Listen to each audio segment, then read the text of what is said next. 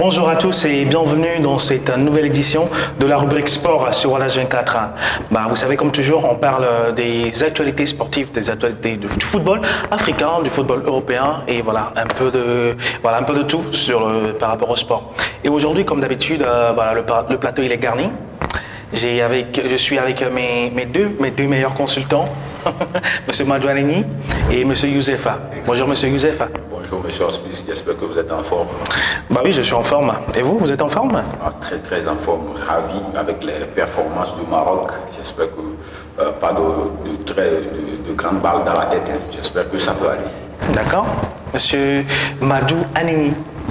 Oui, salut. Papa Madouaneni. Exactement. Salut Monsieur Smith, comment vous allez? Je vais bien. Comment vous vivez la Coupe du Monde au Qatar? Moi je suis à peu près un match sur deux parce que voilà, le temps, tu sais. Non, mais il faut dire que votre équipe a été éliminée par le Maroc. On va revenir tout à l'heure après les jingles. Alors, il y a M. Madouaneni qui parlait du Maroc et de l'Espagne. Avant de parler de cette Coupe du Monde, avant de parler de cette équipe d'Espagne qui a déçu plus d'un, avant de parler de son entraîneur qui a été limogé également, on va commencer par la traditionnelle, la rubrique spéciale de M. Youssef Fouta, qui parle du football togolais en particulier et du football africain en général. Bonjour M. Youssef. Rebonjour. Rebonjour M. Smith. Qu'est-ce que vous avez pour nous aujourd'hui? On y est effectivement, 5e journée de la Ligue 1. La D1 Lonato. De la D1 Lonato. Oui. Un derby dans la Cosa devant un public très très très festif. ASK et ASCO ont tenu leur promesse au stade municipal de Kara. On va commencer en donnant les temps forts. Effectivement, c'est ASCO de Kara qui donnait la première partie du jeu, mais sans oublier Akoro Bilal, l'homme fort des moments, qui ouvre le score à la 23e minute pour les chauffeurs de la Cosa. Les Condona auraient pu revenir au score à la 33e minute, mais le coup franc de Tchaké, 31e. Oui. Le coup franc de Tchaké Marouf écrase le côté gauche de Tchaké Marouf? Oui, non, excusez-moi, Tchaké Moucheri, le petit frère de Tchaké Marouf. D'accord, donc décidément, dans la famille Tchaké, le coup franc, c'est... Ils sont tous des footballeurs? Bien sûr, et puis de grands spécialistes pour ce exercice-là. Oui. La marque étant comme cela, un but partout. Gourouako Akoro Bilal redonne le souffle à ASK, mais après, à la pause, on a pu voir qu'au retour des vestiaires, Abalo Dossé, le technicien des contenants de la COSA, a opéré des changements qui apportent son fruit, sans oublier Ouattara Moutalabou. On ne peut se dérober de lui chaque week-end. Il envoie encore une fois une frappe hors surface dans la lucarne de Wassi Ouro Nieri. Du coup, le score final? Du coup, c'est pas fini. Vu que c'est un derby, ça se joue. Ça s'est joué jusqu'à la dernière seconde. On croyait que les candidats de la COSA allaient emporter ce match. Et non. Akoro Bilal, l'homme fort de l'ASK cette saison, à la dernière minute, fait un doublé. Score final 2 buts partout. D'accord, donc du coup, chacun est content, chacun est rentré chez lui content. Et la ville de Kara, elle est paisible. Bien sûr. On va pas s'attarder là-dessus, on va juste évoquer les autres matchs de la 5e journée. Semassi se neutralise avec l'AS Bina. Unisport bat en tant de Lomé 2 buts à 0. AS Auteur 1, Ange de Nantier 0. Finalement, Ange de Nantier et des Gringoles, ils avaient bien commencé pourtant. Mais troisième défaite consécutive pour les habitants du ciel d'Ange de Nantier. Au classement top 5, nous avons ASK premier, deuxième AS Auteur, Unisport troisième, quatrième ASCO de Kara, puisqu'il s'est accroché 2 buts partout face à son homologue ASK, cinquième AS Togo Port. Très bien. J5, on va juste évoquer les meilleurs buteurs. On a un niveau vraiment. Cette saison, elle est particulière. On voit qu'il n'y en a que 4 et 5 journées. Mais Abdul Malik Amidou prend la tête du classement des meilleurs buteurs, le joueur. Avec combien de buts? Avec 4 réalisations. Suivi de Akoro Bilal, l'attaquant d'ASK. 3 buts. Ouattara Moutalabou, 3 buts aussi. D'accord. Au classement, Abdul Malik tient les barreaux du meilleur buteur du championnat cette saison avec 4 réalisations. D'accord, et ce sera tout? Ce sera tout pour aujourd'hui. On va juste évoquer les temps forts de la Coupe du Monde. Mais bien avant, j'aimerais. Est-ce que vous voulez placer un mot par rapport au match de l'ASK et de l'ASCO de Kara, Exactement. Ce match, plutôt c'est derby qui opposait entre l'ASCO de Kara et l'ASK. Le derby de la Couza. Le derby de la Couza, exactement. Ça a été un match catégoriquement fabuleux, mais à noter également le talent fou de Bilal. Oui, Bilal Akoro Bilal, oui. Exactement, donc c'est sur lui plutôt, je pointe du doigt et je lui souhaite surtout le meilleur. J'aimerais sans doute le voir l'année prochaine évoluer dans un club de l'Europe. Ouais, pour rappeler qu'il était à l'ASOTR, le capitaine, il fut le capitaine de l'ASOTR transféré cet été sur les chauffeurs. Mani Sakho, notons également le directeur sportif de l'ASK, il est en train de mettre les points sur les i, de bon recrutement à l'image de cet attaquant, Akoro Bilal, encore une fois, un milieu offensif très prometteur, Abalo Denis. J'espère que vous le connaissez, Abalo Denis, il fut le joueur de Tito. Oui, Tito. C'est un grand espoir. Actuellement, c'est lui qui dicte le tempo du jeu des éperviers U23. On a pu voir que Mani Sakho, il est en train de persévérer. Il a beaucoup donné dans la nation. Maintenant, il a passé un cap. Il est rentré dans la hiérarchie. La SK, c'est lui, Mani Sakho, qui pilote les règles actuellement. Vous savez quand est-ce que moi j'ai connu Mani Sakho?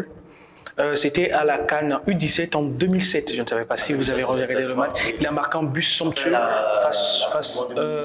c'était face à la Corée du Sud, je crois.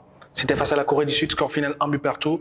Il a mis un pied gauche somptueux dans la lucarne. Franchement, je l'ai vu, j'ai dit, mais c'est qui ce mec? Oui, franchement, oui. Et les éperviers du Togo avaient terminé finalistes de la CAN qu'ils ont organisé à domicile en 2007. C'était contre le Nigeria. Le Nigeria, dans certains, Makole Chrysanthus. Et en Coupe du Monde, j'ai vu, il a mis la balle pied gauche en pleine lucarne, franchement. Top. C'est un très bon joueur. Et justement, on va revenir à ce match de l'ASCO de Kara contre l'ASCO et la SK. J'imagine la ville de Kara le soir de ce match. J'imagine les coins de Kara le soir de ce match. J'imagine même la veille. Notamment, il y a un coin que j'adore beaucoup, c'était Asco Container. C'est ça. C'est un coin qui est franchement très bon. J'adore trop ce coin. Avec du local, bien sûr. C'est ça. On va revenir pour parler du mondial. Retour sur ce plateau pour parler de la Coupe du Monde. On est en pleine Coupe du Monde, bien sûr. La Coupe du Monde qui bat son plein, qui va bientôt s'achever, mais qui bat son plein. On est dans la phase des quarts de finale. Et on va parler d'une équipe qui a déçu Prudent. Je ne sais pas si elle vous a déçu. Je sais que toi particulièrement, tu t'attends à ce qu'on gagne l'Espagne pour dire voilà, ils n'ont pas sélectionné les joueurs du Real, patati patata. Voilà. Donc moi personnellement, l'Espagne m'a déçu parce que ils auraient pu terminer avec cette équipe du Maroc. Bien sûr, j'aime bien cette équipe du Maroc, mais franchement, mon cœur était pour l'Espagne, mon cœur était pour Gavi et les autres. Mais je pense sûrement que l'Espagne aurait pu gagner cette équipe du Maroc avant de passer ils auraient pu éviter de passer au tir au but. Sincèrement, je suis persuadé d'entendre aujourd'hui vous parler que vous êtes déçu,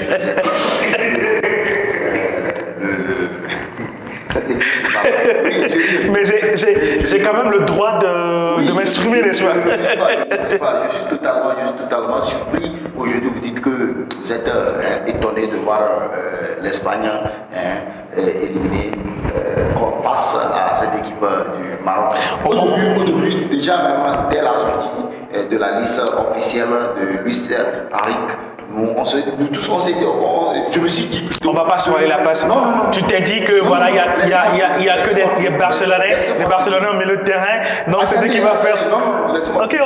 Vous êtes un coach et vous avez des ambitions, vous dites non, j'aimerais que mon équipe avance. Mais il faut choisir les joueurs plutôt expérimentés. expérimentés, tels que les séjours Ramos, les Thiago Alcantara de Liverpool. Mais quand vous passez ces joueurs, on est d'accord que l'équipe belge a beaucoup plus de joueurs expérimentés, des joueurs qui ne découvrent pas la Coupe du Monde. Quand on voit Eden Hazard, quand on voit Alderweireld, quand on voit Lukaku, quand on voit Kevin De Bruyne. Mais qu'est-ce que l'espérance a fait? Vous avez bien précisé les Diables Rouges de la Belgique, mais pas la loi de l'Espagne. Excusez-moi. L'Espagne, certes, ils ont des meilleurs joueurs, des jeunes joueurs très talentueux, tels que les Gavi, les Rodrigo et autres. Mais derrière, il faut prendre un Sergio Ramos qui est exceptionnel dans l'exercice de pénalty. L'autre fois, il se sont inclinés. Excuse-moi, monsieur. Allez-y. Excusez-moi, monsieur. Ce que moi je ne comprends pas, c'est le profil de jeu qu'a apporté cette équipe espagnole, le tiki-taka. Voilà, c'est justement ce que moi je leur ai reproché. C'est une possession stérile qu'ils ont. Quand je vois les joueurs espagnols jouer, faire un bon jeu, circuler, aller dans le camp adverse et puis ressortir, ça me fait mal.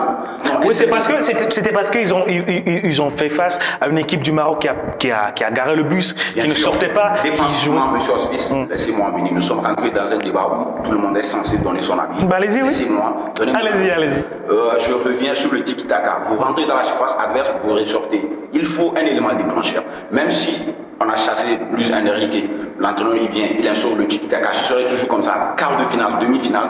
Demi-finale c'est trop. Quart de finale, huitième, phase de groupe, vous revenez.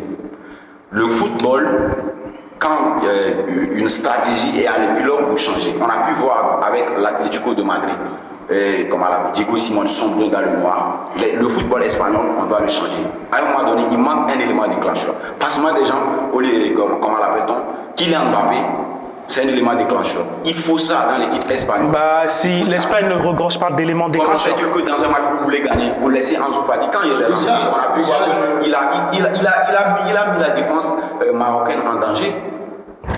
Non, monsieur Madou, laissez-moi. Comment vous pouvez dans ce match titulariser Asensio? Au début, quand moi j'ai vu les compos, je n'avais pas peur. Et Rodri, un milieu de terrain qui est en défense centrale. Non, c'est parce que Luis Enrique ne trouvait pas assez, un certain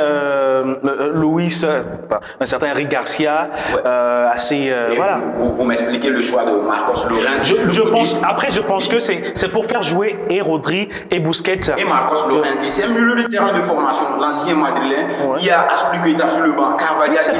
C'est parce que Carvajal et Aspilicueta ne l'ont pas convaincu. Non, Carvajal, il a joué 3 saisons. On a la Ligue des Champions, le Real Madrid. Un grand latéral. Est-ce que vous avez vu le match de Carvajal contre le Barça quand ils ont pris 4-0? Oh là là, mon Dieu. Bien sûr. Dembélé l'avait amené. De grands matchs. Ouais. Marcos Llorente, en demi-heure, Sofiane Buffon, il a mis dans la poche. Bah oui, après. Bon, avec les jeux de corps à la Ivoirienne, non, il a bouffé Marcos Llorente.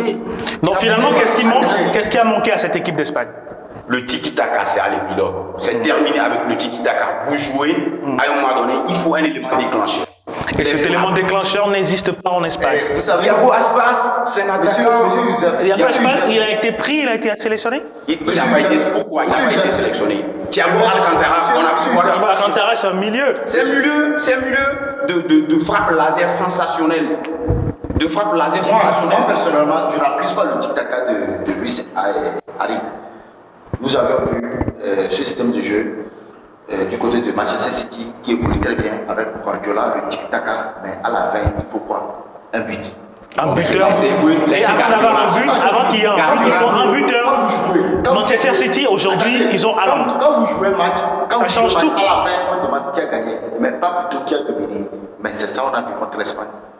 L'Espagne avait catégoriquement plutôt devenu le match du groupe vers le bas. Mais en termes de concrétisation, il n'y en avait pas. Ils n'arrivaient pas à concrétiser. Ils étaient dans la surface de réparation comme cela, ils partageaient des balles, c'est-à-dire ils se donnaient des passes, on dirait si c'était l'entraînement.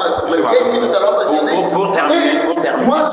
Moi personnellement, ce qui me tient à cœur, mais il faut avoir des spécialistes. On sait que dans les séances de tir, là-bas c'est la chance. Mais malgré ça, il faut avoir des spécialistes. Mais vous laissez un Sergio Ramos titulaire. Bon, dites-moi. Sergio Ramos ne va pas tirer les 5 tirs au but quand même. Il a raté comme des Sergio Ramos ne va pas tirer 5 tirs au but quand même. Hein. Même s'il marque malgré ça, après. Mais s'il marquait, peut-être que si c'était lui qui était parti jouer deuxièmement ou bien premièrement, s'il ouvrait le score, mais ça a donné une motivation. Vous savez, quand vous ratez les séances de tir, ça décourage complètement le groupe. D'accord.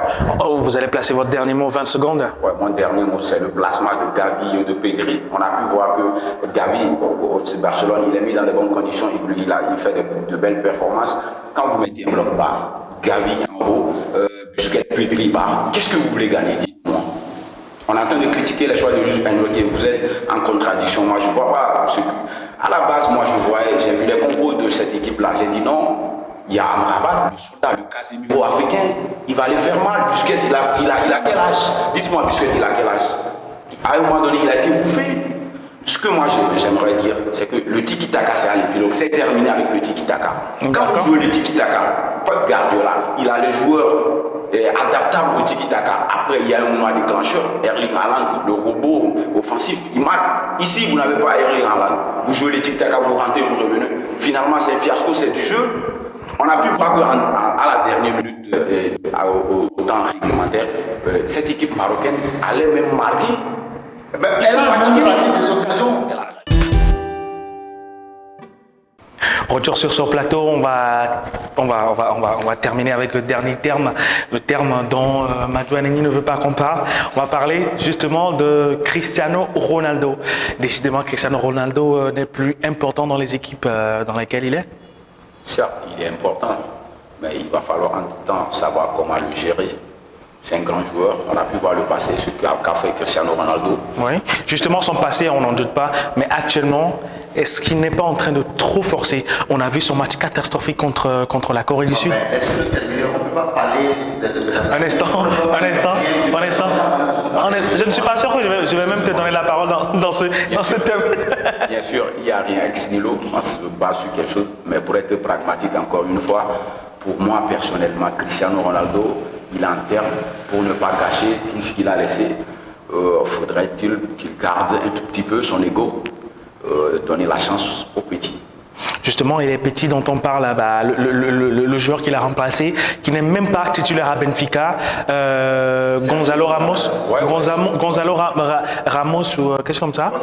Il a claqué un triplé. Ouais. Ce que j'aimerais ajouter là-dessus, c'est que quand je parle de petits, il n'y a pas de petits joueurs, de grandes compétitions, de grands joueurs, mais ce que j'aimerais entendre Cristiano Ronaldo, le garder sur le banc, lui faire jouer 10 minutes, 5 minutes, 14 minutes, pourquoi pas, mais Cristiano Ronaldo dans l'effectif, savoir gérer aussi, c'est un grand souci. Donc il est à l'épilogue, on voit que la Coupe du Monde aussi, c'est sa dernière. Oui, ce serait sa dernière, et puis c'est tout. Très bien. Est-ce que Cristiano Ronaldo peut encore briller dans cette Coupe du Monde? Ok, merci beaucoup, M. Spice, de m'avoir donné la parole. Cristiano Ronaldo, sincèrement, c'est un joueur comme vous le connaissez. Pour tout ce qu'il a fait pour cette équipe portugaise et pour tout ce qu'il a fait pour les amoureux du football rond. Sincèrement, voir aujourd'hui Cristiano Ronaldo rester sur le banc, pour une Coupe du Monde, surtout en 8e de finale, c'est un petit peu aberrant. Malgré qu'ils ont gagné. Finalement, on a l'impression que l'équipe tourne bien sans lui. Une fois qu'il est sur le banc, 6-1. D'un côté, je comprends un petit peu les choix de Fernando Santos. Il se dit peut-être que si Cristiano Ronaldo. Il était titulaire, il a joué contre la Corée du Sud. Peut-être que si Cristiano Ronaldo, je le laissais au banc, peut-être que je le faisais rentrer dans la 4e minute. Peut-être qu'il peut venir marquer. Et il n'a pas marqué. Non, laissez-moi terminer. Il peut venir marquer le but de victoire dans les séances de tir au but. Donc peut-être que pour le préserver, pour pouvoir jouer les tirs au but, donc il est obligé de le laisser au banc. Donc du coup, c'est à cause des tirs au but. Parce que moi j'ai remarqué, ça m'a fait mal, ça n'a pas été le cas. À partir du moment où vous gagnez 3-0, mais pourquoi pas ne pas le faire rentrer dans les 48e, 49e minutes? Vu que c'est justement, ça veut dire que finalement, c'est plus important qu'on le fasse rentrer. De toutes les façons, avec ou sans lui, l'équipe a gagné. Et en plus, quand il était là contre la Corée du Sud, on a vu le match catastrophique qu'il a fait. Ils ont même perdu à cause de. En bref, ce que moi j'aimerais vous dire, Cristiano Ronaldo il rentre ou pas, c'est pas nécessaire. L'essentiel, c'est de le voir soulever le trophée de la Coupe du Monde. Ouais, c'est ce que moi aussi j'aimerais ajouter. On a pu voir que quand il est sur le banc. J'espère que lorsqu'on va diffuser cette émission, il ne sera pas déjà éliminé. Non.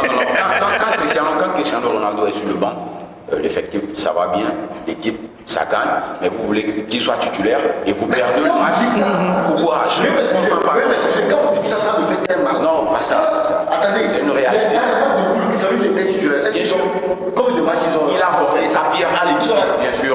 Le match dans lequel ils ont été inclinés, mais il était sorti avant le but. Bah, il a déjà tout bousillé, bah, c'est normal qu'il sorte. Mais il était déjà sorti avant qu'on ait les gars. On est d'accord que contre la Corée du Sud, ils ont été catastrophiques. Non. Quand il est dans l'équipe, l'équipe ne gagne pas.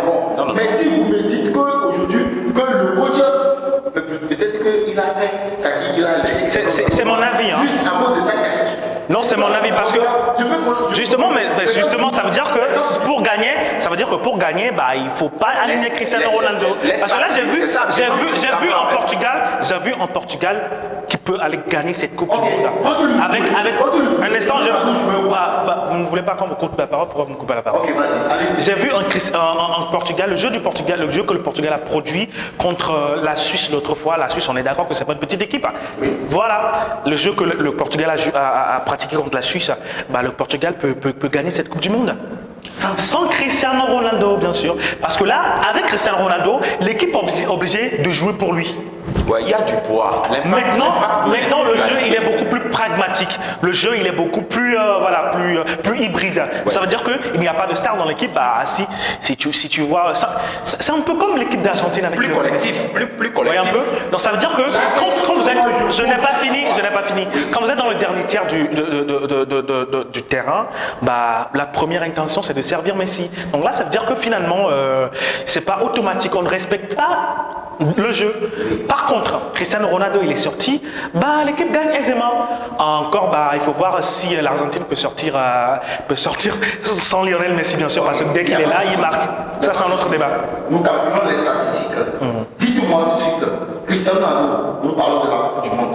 Après, dites-moi tout de suite, et depuis le début de la Coupe du Monde, les matchs dans lesquels Cristiano Ronaldo a été titulaire et l'équipe du Portugal a gagné ses matchs. Excusez-moi, Madou, on n'est pas là pour faire des stats. Non, on n'est pas là pour faire des stats. Non, on n'est pas là pour faire des stats. Cristiano Ronaldo, le premier match, Cristiano Ronaldo a joué contre le Ghana. Oui. Il a marqué sur un penalty imaginaire.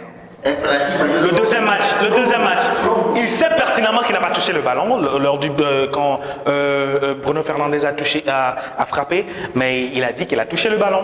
Troisième match, il était titulaire. Franchement, Cristiano Ronaldo jouait comme, comme une équipe de Détroit en Érythrée, je ne sais pas. Moi, j'aimerais tout de suite vous dire que Cristiano Ronaldo, son importance. Dans les vestiaires, d'accord. 100% dans les vestiaires, d'accord. Mais là, sur la pelouse, l'équipe peut s'en passer de lui. Peut se passer de lui. Dans cette équipe portugaise, ce n'est pas nécessairement de marquer, mais de motiver. C'est ça, je parle du vestiaire. C'est pour ça que je parle du vestiaire. Mais sur la pelouse, bah, on n'a plus besoin de Cristiano Ronaldo. On a Bruno Fernandes, on a Bernardo Silva. Qu'est-ce que vous en pensez? Alors non, personnellement, M. Madou, il n'est pas en train de me comprendre. Cristiano Ronaldo, c'est un grand joueur que moi je respecte beaucoup. Moi, je suis tombé dans le charme de Cristiano Ronaldo, ça fait beaucoup longtemps, très longtemps j'allais dire. Mais ce que je vois, vous êtes en train de soulever un problème d'individualité sur la collectivité. Ce que je ne comprends pas chez vous, c'est que vous voulez que Cristiano Ronaldo, peu importe, il joue. C'est ça, vous êtes satisfait. Il joue. Il est mauvais ou pas qu'il joue. Il est en forme. J'ai même vu sur Facebook quelqu'un publier Cristiano Ronaldo n'a qu'à marquer un but seulement, même si c'est pénalty. Ils vont savoir comment défendre. C'est pas ça. C'est une Coupe du Monde, ça ne se joue pas, ça se gagne. Cristiano, on est d'accord que Cristiano, le Portugal a gagné l'Euro sans Cristiano. Ça, oui, je ne refuse pas. Je ne refuse pas ce que vous dites. Je sais pertinemment que Cristiano Ronaldo il était au banc quand l'équipe portugaise a gagné l'équipe suisse. Mais Cristiano Ronaldo, normalement, logiquement, vous connaissez, vous connaissez la réponse.